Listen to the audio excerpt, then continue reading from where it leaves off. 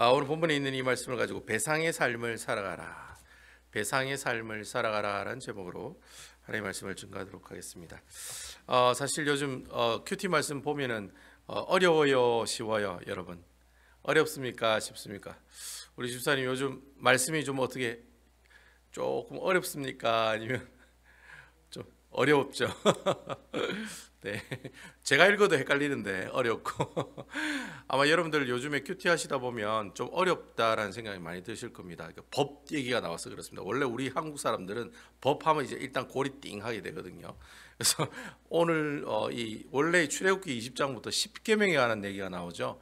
23장까지 10계명에 관련된 규칙들, 법들을 기록한 내용이 23장까지 나옵니다. 그래서 20장부터 23장은 여러분들이 좀 보시면은 어려운 내용들이 많이 나오고 있습니다. 그래서 좀 어렵지만은 왜 하나님께서 십계명을 주시면서 이렇게 여러 가지 율법들을 얘기해 주시느냐? 사람에 관련된 율법도 나오고 오늘처럼 이렇게 그 사람의 어떤 소유물을 손해나게 했다든지 아니면 뭐 물질이 좀 이렇게 어떻게 자기가 가지고 있는 것들이 뭐 없어졌다든지 이러한 손해가 있을 경우에는 어떻게 배상하라, 뭐 이런 구체적인 내용이 나오고 있는 내용이 20장부터 23장에 나오는 내용이라고 할 수 있습니다. 그래서 여러분들이 이제 법에 관한 내용이기 때문에 들으면 좀 생소하시고 좀 이해가 안 되는 내용이 많이 있을 수 있습니다. 특별히 오늘 본문에 있는 내용은 어제 내용이 어떤 내용입니까? 어제 21장에는 대체적으로 사람이 상했을 때, 사람이 몸을 다쳤을 때 어떻게 배상하라, 어떻게 보상해 줘라, 이런 얘기가 나오고 있습니다. 그리고 오늘은 주로 사람이 가지고 있는 재물이 이렇게 손해를 봤을 때 그런 손해를 어떻게 갚아주고 보상해 주느냐, 그러한 내용들을 오늘 본문의 22장에 보면 그런 내용 위주로 우리에게 얘기해 주고 있다라고 하는 겁니다. 그래서 여러분 그 오늘 본문의 내용을 보시면 여러분들이 딱 그 자주 보는 단어가 있어요. 어떤 단어가 자주 보입니까, 여러분? 오늘 말씀에 보니까 어떤 단어가 자주 나옵니까?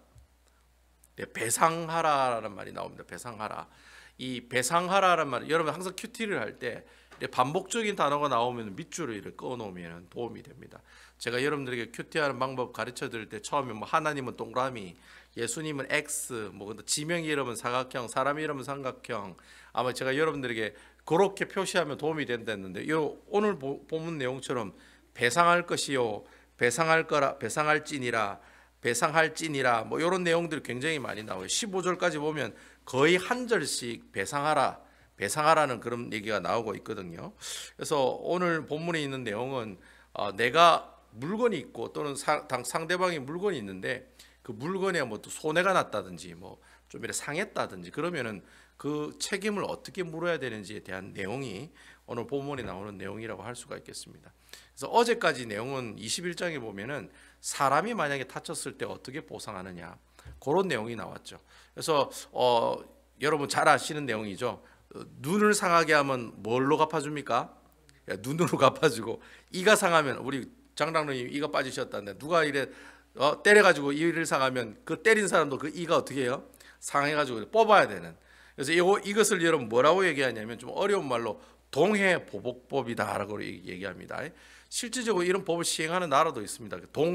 동일하게 했으면 보복, 즉 똑같이 갚아준다는 법이 바로 동해보복법입니다. 그래서 십계명에 나오는 살인하지 말라, 어떤 사람에게 하는 일들에 대한 법에 보면은 만약에 그 사람이 팔을 부러뜨렸다, 싸우다가, 그러면 그 사람도 팔을 부러뜨리게 하는 이런 동해보복법이라는 이 법 종류가 이스라엘 백성들 가운데 이렇게 세워지게 되고 그렇게 지키게 됩니다.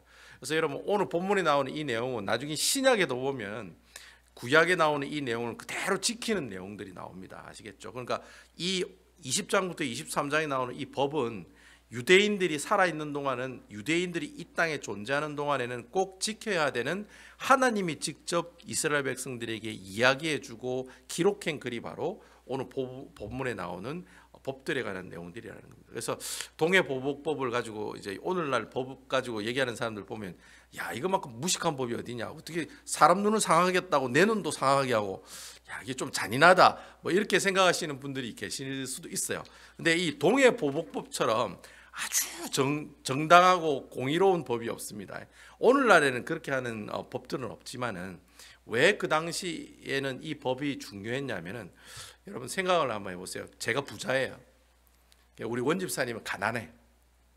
내가 원집사님을 툭 밀어가지고 원집사님 머리가 깨졌어요. 그러면 저도 머리가 나중에 어떻게 해요? 깨지는 게 맞다는 거예요. 동해보복법으로 따지면 꼭 깨져야 돼. 나도 깨졌으면 원집사님도 깨졌으니까 원집사님도 깨졌으니까 나도 깨지는 게 그게 맞다라는 거예요. 근데 그게 보면 왠지 좀 원시적이다. 어떻게 사람을 다치게 했다고 다치게 하느냐. 근데 왜 이 법이 오늘날에도 중요한 법이고 많은 법학자들이 동해보복법만큼 아주 사람을 보호하고 인간을 보호하는 법이 없다 그렇게 평가하는 사람들이 많거든요. 왜 그러냐면은 여러분 생각해 보세요. 요즘에 제가 만약에 원집사님이 상하게 하면은 제가 원집사님이 그래 원집사님 저를 머리 때려가지고 제 맞박을 깨십시오 이렇게 해야 되잖아요. 원래 동해보복법으로 따지면. 근데 요즘은 그렇게 안 한다는 거예요. 제가 돈이 많아요.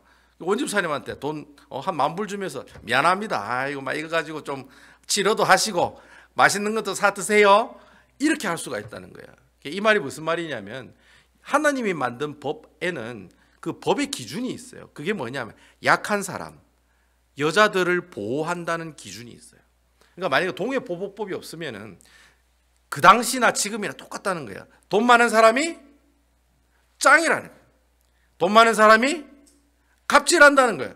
그러니까 여러분 돈 많고 권력 있고 재산 많은 사람이 양을 한 2,000마리 가지고 있다. 그러면 그 목자 중에 내한테 말 안 듣는 목자가 한 명 있어. 저 그냥 구덩이에 갖다 버려가 죽여라.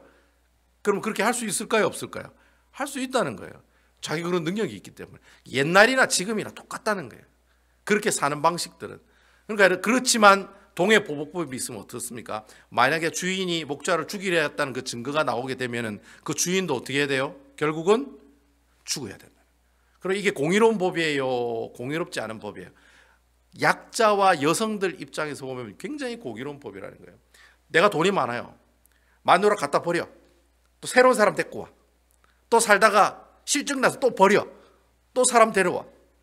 내가 힘이 있고 권력이 있기 때문에 그 행동을 한다는 거죠. 그런 행동 못하게 한다는 거예요. 사람이 피해를 보고 손해를 보면은 보상을 해주든지 아니면 어떻게 해요? 그 사람이 뭐 생명을 해했다면 어떻게 해요? 동일하게 자기도 한 만큼 받는 것이 아주 지극히 공의로운 법 중에 하나가 될 수 있다는 거예요. 그래서 여러분 그 당시에 여자들은 힘이 없었거든요. 남자들이 쫓겨내면은 쫓겨나는 게 여자들밖에 없어요. 여자들이 노동을 할 수 있나요? 그 당시 유목생활하는 여자들이 남편에게 버림받았을 때 할 수 있는 일은 몸 파는 일밖에 하나밖에 없었어요. 그거밖에 없었어요. 그래야지만 먹고 살 수 있는 방법이 그거밖에 없었거든요. 그러니까 그런 여인들, 약한 사람들, 돈 없고 백 없는 사람들, 그런 사람들을 어떻게 해요? 보호하기 위해서는 꼭 어떤 법이 있어야 돼요?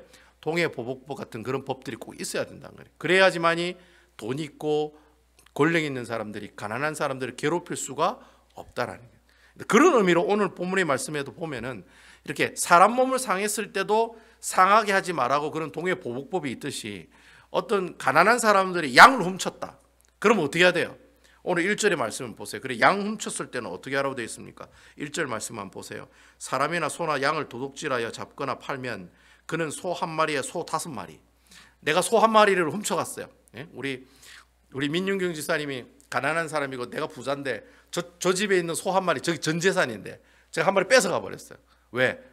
내가 강하고 내가 돈이 많은 사람이니까 저거 소 한 마리 뺏어왔어요. 그럼 내가 나중에 소를 몇 마리를 줘야 돼요? 5마리를 저분한테 드려야 된다는 거예요. 그런 법을 만든 거예요. 그리고 양 한 마리를 뺏어오면은 몇 마리를 갚아줘야 돼요?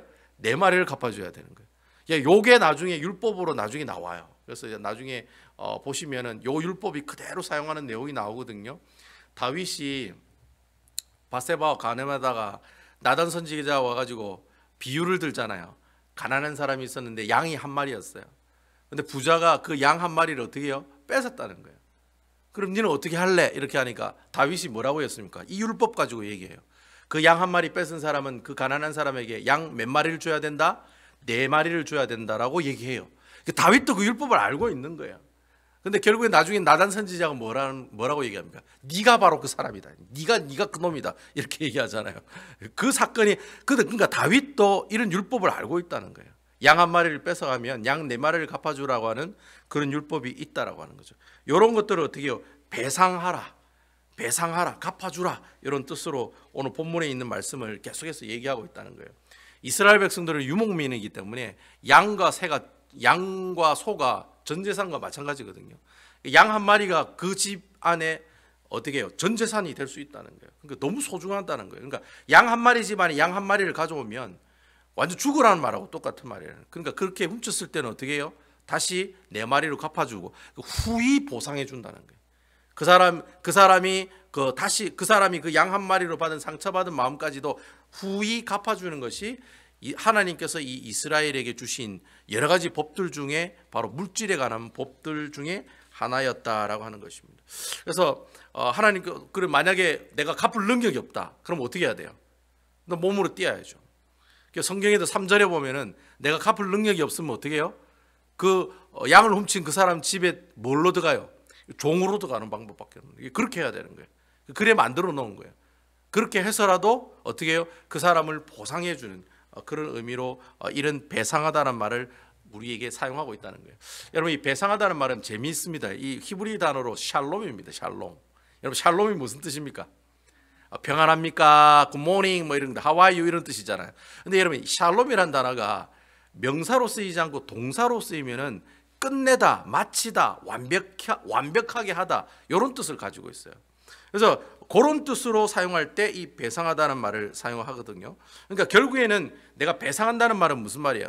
내가 원집사님한테 머리를 이렇게 깨트렸으니까 내가 미안하잖아요. 그러니까 머리를 깨트렸으니까 원집사님 나보고 어떤 관계를 가지고 있을까요? 나 언젠가 문 목사의 머리를 깨리라 이런 마음이 있을 거 아니에요. 서로 친하지 않을 거 아니에요. 근데 내가 그 머리가 깨진 거에 대해서 어떻게 해요? 보상을 해드리는 거예요. 그러면 결국 그분과 나와의 관계는 어떻게 해요? 회복이 된다는 말이에요. 그러니까 보상해준다는 이 샬롬이란 말은 주로 어떤 내용을 가지고 있다는 거예요. 관계를 회복하게 한다는 뜻을 가지고 있다는 거예요. 그래서 내가 그 사람에게 양을 한 마리 훔쳤으면 네 마리를 주면서 그 사람과의 관계를 어떻게 해요? 회복해 나가는 것이다. 그런 의미를 두고 이스라엘 백성들이 양을 갚고 배상해주고 보상해주고 갚을 능력이 없으면 몸으로도 띄워가지고 그 사람들을 어떻게 해요? 섬기는 삶을 살아가게 하기 위해서 배상한다라는 말을 쓸 때 바로 그때 이 샬롬이라고 하는 단어를 우리에게 사용하게 하셨다는 거예요. 그러니까 하나님께서는 이 이스라엘 백성들이 배상의 개념은 내가 이만큼 피해를 입었으니까 내가 그 피해를 입은 만큼 원상복귀해 줄게 라는 의미도 있지만 가장 큰 의미는 니캉 내캉 나의 관계가 어떻게 계속해서 원수 집안이 아니라 계속해서 연결되는 그런 사람이 되기를 원한다는 뜻이 바로 배상의 의미를 가지고 있다란 말이에요.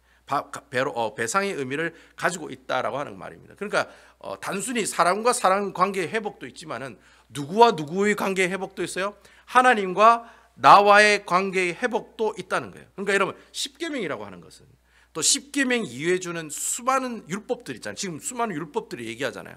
사람을 상하게 했을 때, 그 사람의 물건을 상하게 했을 때, 우리가 지금 얘기하는 이 율법들 있잖아요. 이 율법들의 근본적인 그 의미가 무엇이냐? 하나님께서 우리에게 율법을 주는 근본적인 이유가 뭐예요? 십계명을 주는 이유가 뭐예요? 하나님이랑 나랑 관계가 어떻게 해요? 어떻게 해요? 회복이 되고 친하고 끈끈한 모습이 어떻게 해요? 계속해서 이어지기 위해서 우리에게 십계명을 주셨다는 거예요. 여러분들이 너 이렇게 살면 내가 칭찬해 줄, 네 이렇게 살아야 네가 내 백성이야 라는 의미로 십계명을 주신 게 아니라 하나님은 여러분들이랑 정말 어떻게 해요? 니캉 내캉 알콩달콩 사이좋게 살기를 원하신다는 거예요. 그렇게 해서 하나님께서 주신 것이 바로 십계명이고 또 이 수많은 이런 계명들, 이런 것들을 신학자들이 얘기를 언약서다라고 얘기하거든요. 그러니까 하나님과 이스라엘 백성들 간의 약속들을 모아놓은 그걸 이제 십계명이 기준이고 그 기준에서 어떻게 해요? 부차적인 법들이 막 만들어진다는 거예요. 그런 법들이 있는 가장 큰 이유가 뭐냐? 바로 하나님과의 관계를 회복하게 하기 위해서, 또 누구와의 관계? 사람과 사람의 관계를 회복하게 하기 위해서 하나님께서 그런 계명들과 율법들을 우리에게 얘기해 주고 계신다는 거예요. 그럼 우리가 그런 생각을 할 수 있어요. 그럼 목사님, 구약에 있는 이 십계명 오늘날에는 우리가 다 지킬 필요는 없잖아요. 그건 옛날에 구약에 있는 이스라엘 백성들만 지키는 거잖아요. 우리하고는 아무 상관이 없는 거잖아요 라고 얘기하는 사람이 있어요. 그래서 어떤 사람은 구약의 10계명, 구약에 있는 모든 내용들은 다 어떻게 해요? 다 지키지 않아도 되고 다 안 믿어도 돼라고 얘기하는 사람들이 있어요. 그것은 아주 잘못된 주장의 내용이라 할 수가 있습니다. 오늘날에도 그러면 이 10계명이 계속 살아 있는 것인가? 대답은 예, 살아 있습니다 라고 대답하는 것이 정확하다는 거예요. 마태복음 로마서 13장 8절에서 9절에 있는 말씀, 8절에서 10절에 있는 말씀에 보면 그런 말씀이 있어요. 로마서 13장 8절에서 10절입니다. 여러분 그 심심한데 성경 한번 찾아보세요. 우리 TV 보고 있는 분들도 찾아보세요. 신약 로마서예요. 로마서 13장 로마서 13장 8절에서 10절이에요. 로마서 13장 8절에서 10절. 13장 8절에서 10절. 예, 여기 있네. 신약 성경 258페이지입니다. 258페이지. 자, 로마서 13장 8절에서 10절에 있는 말씀입니다. 제가 읽을게요. 피차 사랑의 빛 외에는 아무에게든지 아무 빛도 지지 말라. 남을 사랑하는 자는 율법을 다 이루었느니라. 9절 간음하지 말라, 살인하지 말라, 도둑질하지 말라, 탐내지 말라 한 것과 그 외에 다른 계명이 있을지라도 내 이웃을 내 자신과 같이 사랑하라 하신 그 말씀 가운데 다 들었느니라. 10절 사랑은 이웃에게 악을 행하지 아니하나니 그러므로 사랑은 율법의 완성이니라. 이렇게 돼 있어요. 이 로마서를 기록한 사람이 뭐 어떤 사람은 사도 바울 선생이라고 얘기하는데 사도 바울 선생일 수도 있고 아닐 수도 있어요. 어쨌든 로마서를 기록한 사람은 그렇게 얘기하고 있어요. 왜 하나님께서 10계명을 주셨느냐? 특별히 인간에 관련된 것, 뭐 5계명부터 10계명까지 내 부모를 공경하라에서부터 내 이웃의 것을 탐내지 말라, 탐내지 말라라는 이 인간을 위해 주신 이 계명을 왜 하나님께서 주셨냐? 그것을 한 단어로 압축해서 사용하고 있어요. 뭐라고 되어 있습니까? 그 5계명은 5계명부터 10계명은 내 이웃을 내 자신과 같이 어떻게 하라? 사랑하라는. 이 얘기를 누가 했습니까? 예수님이 하셨거든요.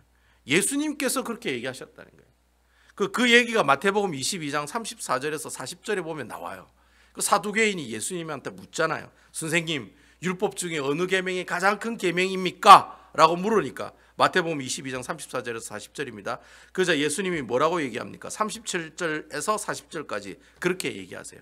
예수께서 이르시되 내 마음을 다하고 목숨을 다하고 뜻을 다하여 주 너희 하나님을 사랑하라 하셨으니 38절 이것이 크고 첫째 되는 계명이요. 39절 둘째도 그와 같으니 내 이웃을 내 자신같이 사랑하라 하셨으니 40절 이 두 계명이 온 율법과 선지자의 강령이니라. 예수님께서는 10계명을 10계명, 10계명으로 설명하지 않고 딱 2개로 설명을 했어요. 하나님을 사랑하고 내 이웃을 내 몸같이 사랑하라. 이 2가지를 얘기하셨다는 거예요. 그래서 이 율법의 완성이 곧 뭐라고 되어 있어요? 사랑이라고 로마서는 얘기하잖아요. 율법, 그러니까 그렇게 바리새인들이 예수님께서 율법을 깨트리신 분이라고 막 그래 얘기를 했거든요. 왜냐하면 막 안식일 날에 막 사람을 고치고 막 안식일 날에 막 음식을 먹고 이러니까 야, 너 안식일 날에 사람 고치는 게 맞냐? 막 이렇게 막 시비를 걸잖아요.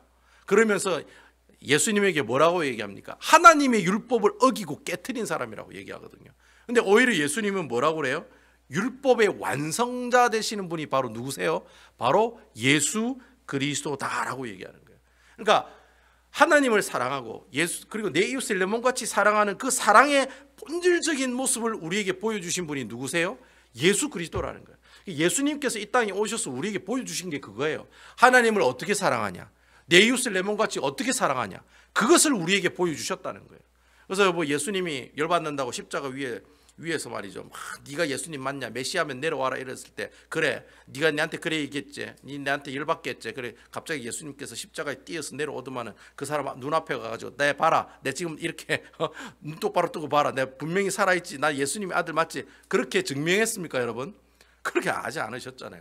때리면 때리는 대로, 맞으면 맞는 대로, 찌르면 찌르는 대로, 죽이면 죽임을 받는 그대로 순종하며 하나님의 뜻에 순종하는 모습들을 우리에게 보여주셨죠. 그리고 어떻게 해요? 자신이 따르는 사랑하는 사람들을 사랑하고 그 사람들을 어떻게 하면 먹일 수 있을까? 여러분 오병이어도 자기를 따르는 무리가 불쌍히 여기고 긍휼히 여기는 마음을 가지고 오병이의 기적을 일으키셨다는 거예요. 근데 그런 모습들을 예수님께서 3년 동안 공생의 사역을 통해서 우리에게 어떻게 하나님을 사랑하고 어떻게 사람들을 사랑하는지 우리에게 보여주신 그 내용들이 바로 무엇한 내용이에요? 구약에 있는 10계명의 계명들을 어떻게 하는 내용입니까? 지키는 내용의 모습들로 보여주셨다라는 거예요. 그래서 예수님을 율법의 무엇이다? 율법을 파괴하는 사람이 아니라 예수님은 율법의 완성자라는 거예요. 하나님의 율법을 지키려면 어떻게 지켜요? 나처럼 지키라는 거예요. 누구처럼? 예수님처럼. 그래서 여러분, 예수님은 처음부터 끝까지 하나님의 말씀에 순종하고 복종하는 분이었어요. 바로 하나님을 사랑하고 예수님을 사랑하는 모습들을 보여주는 그 자체가 바로 어떤 거예요? 그 자체가 하나님이 주신 계명, 10계명을 지키고 살아가는 모습들이다라는 거예요. 자, 그럼 오늘날 우리는 그럼 그렇게 하나님께서 10계명을 온전히 지켜나가시고 율법의 완성자가 되신 그 예수님을 어떻게 하면? 믿으면 믿는다는 말이 무슨 말입니까, 여러분? 믿음이 무슨 뜻이죠? 하나님의 말씀을 알고 인정하고 뭐 하는 것? 실천하는 것. 이게 믿음이라고 제가 말씀드렸죠. 여러분 적으셔야 돼요. 믿음이 뭐냐? 하나님의 말씀을 알고 인정하고 실천하는 거예요. 하나님의 말씀을 알고 인정하고 실천하는 것. 이렇게 외우셔야 돼요. 주일학교 아이들에게 액션을 보여줄 때 하나님, 저 민지선님 보세요. 하나님의 말씀을 알고 인정하고 실천하는 것. 이게 믿음이에요. 그러니까 내가 예수 그리스도를 믿으면 그 믿는 그 자체가 곧 뭐예요? 하나님의 율법과 10계명을 지키는 모습들이랑 똑같다는 말이에요? 틀리다는 말이에요? 똑같다라고 하는 말이에요. 결국 여러분, 하나님을 사랑하고 내 이웃을 내 몸같이 사랑하는 그 사람의 그 모든 원리의 기준의 출발점이 어디서 시작되는 겁니까? 바로 예수 그리스도. 아멘이죠? 예수 그리스도를 통해서, 예수님을 통해서 시작된다는 거예요. 그러니까 오늘날에 예수님을 믿는 사람, 예수님의 말씀에 순종하는 사람, 예수님의 그 법도를 따라가려고 애쓰는 그 사람이 바로 어떤 사람이에요? 하나님이 주신 그 모든 율법을 온전히 지켜 나가는 사람들이라는 거예요. 그러니까 내가 하나님을 온전히 바라보고 예수님만 믿고 예수님을 의지하고 예수님을 따라가는 그 사람들이 어떤 사람들이에요? 구약에 있는 10계명을 하나하나 다 지켜 나가는 사람들의 모습들이다. 그럼 내가 예수님을 믿음으로 그렇게 10계명을 지켜 나가는데, 그러면 예수님을 믿음으로 하나님께서 우리에게 원하시는 건 뭐예요? 두 가지죠. 하나님과의 관계가 어떻게 되고? 회복되고, 사람들과의 관계가 회복되는 것. 누구를 통해서? 예수 그리스도를 통해서. 아멘이시죠? 오늘 말씀의 키포인트가 그거예요. 하나님께서 우리에게 주신 계명을 주신 이유가 뭐냐? 예수 그리스도를 내가 믿으면 얻는 것이 뭐냐? 하나님과의 관계가 회복되고 내 이웃과의 관계도 회복되는 것이 바로 어떻게 해요? 하나님께서 우리에게 율법을 주신 가장 큰 이유요 목적이다라고 하는 겁니다. 그러니까 여러분, 내가 예수 그리스도를 믿어요. 근데 하나님하고 관계가 좀 소원해요. 말씀을 안 봐. 죽으라고 카톡에 하나님 말씀 보내드려도 안 봐. 그리고 또 어떻게 해요? 교회 공동체 안에서 누구하고 별 사이가 안 좋아요. 내가 뭐 김 사장님하고 별 사이가 안 좋아요. 우리의 영원한 라이벌 김 사장님, 옆집에 있는 우리 뷰티 서플라이스 김 사장님이 우리 영원한 적이다.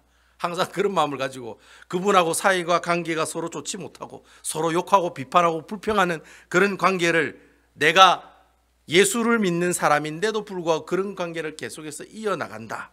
그럼 그 사람은 어떤 사람이에요? 하나님의 말씀을 온전히 어떻게 해요? 하나님의 계명을 온전히 지켜나가지 못하는 사람들의 모습들이다라고 하는 겁니다. 여러분, 김문호 목사님 그런 얘기를 하더라고요. 복 받는 비결이 있다고. 세 가지 과정이 있어야 돼요. 하나는 신통, 두 번째는 인통, 세 번째는 물통. 이거는 적어놓으면 좋아요, 여러분. 신통, 인통, 물통. 예? 이게 무슨 뜻이냐? 내가 하나님께 복을 받는 비결은 첫째는 신통, 하나님하고 통해야 된다는 거예요. 하나님과의 관계가 회복되어야 된다는 거예요. 두 번째는 뭐예요? 인통, 사람들과의 관계가 회복되어야 된다는 거예요. 그러고 난 다음에 마지막이 뭐예요?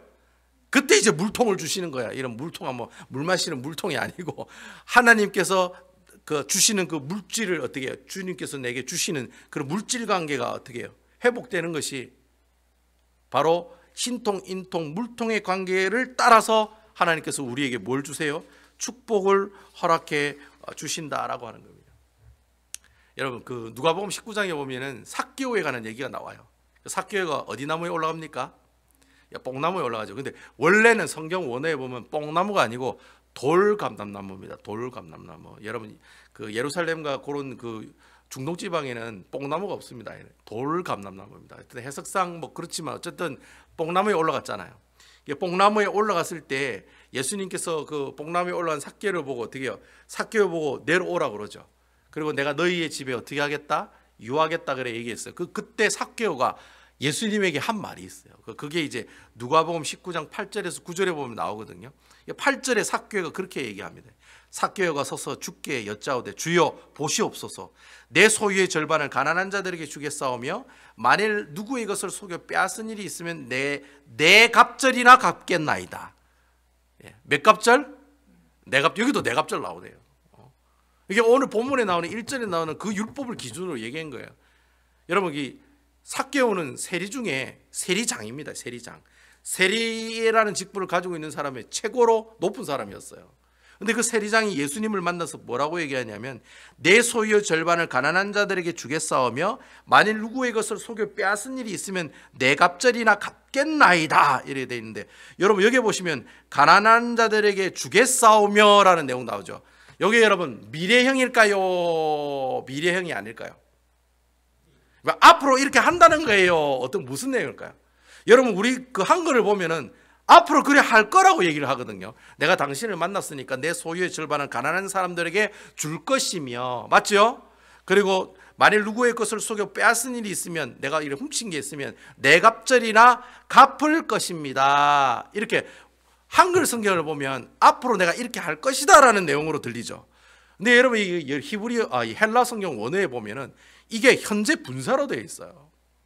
현재 분사 직설법으로 되어 있어요. 이게 무슨 말이냐면은 내가 이전에도 했는데 앞으로 계속 하겠습니다라는 뜻이에요. 이게 앞으로 줄 것입니다라는 뜻이 아니라 이미 삭개오는 예수님을 만나기 전에 가난한 사람들에게 물질을 줬어요, 안 줬어요? 주고 있었다는 말이에요.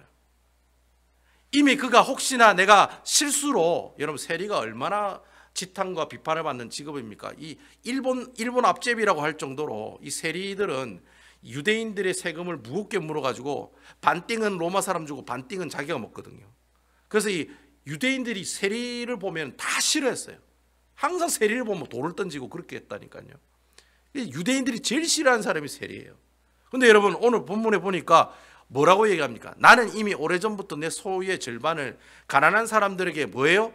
줄 것이며 줄 것입니다가 아니라 뭐예요? 주고 왔습니다라고 얘기하는 거예요.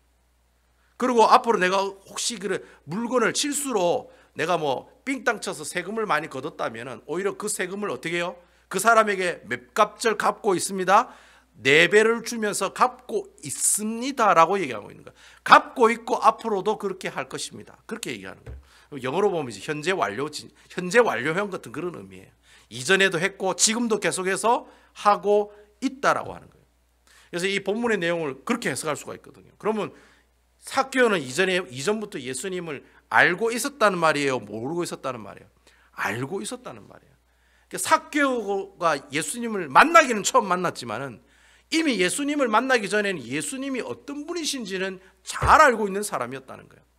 그래서 신학자들이 이걸 어떻게 이 삭개오가 어떻게 예수님을 알 수 있었을까 이렇게 질문을 던질 때, 여러분 그 세례 요한이 그 요단강에서 세례를 줄 때 어떤 사람들이 모였다라고 되어 있냐면 수많은 세리들이 와서 세례를 받았다고 얘기가 되어 있거든요.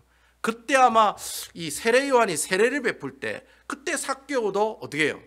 회개하라 천국에 가까워 왔느니라, 이 말씀을 듣고 회개하지 않았을까? 그렇게 얘기하는 그런 신학자들도 있어요. 뭐 어쨌든 간에 삭개오는 오래전부터 예수님이 누구이신지를 알고 있었고, 예수님께서 얘기하시는 하나님을 사랑하고 내 이웃을 내 몸같이 사랑하라는 이 놀라운 계명의 말씀들을 알고 있는 사람이고 실천하고 있는 사람이었다는 거예요.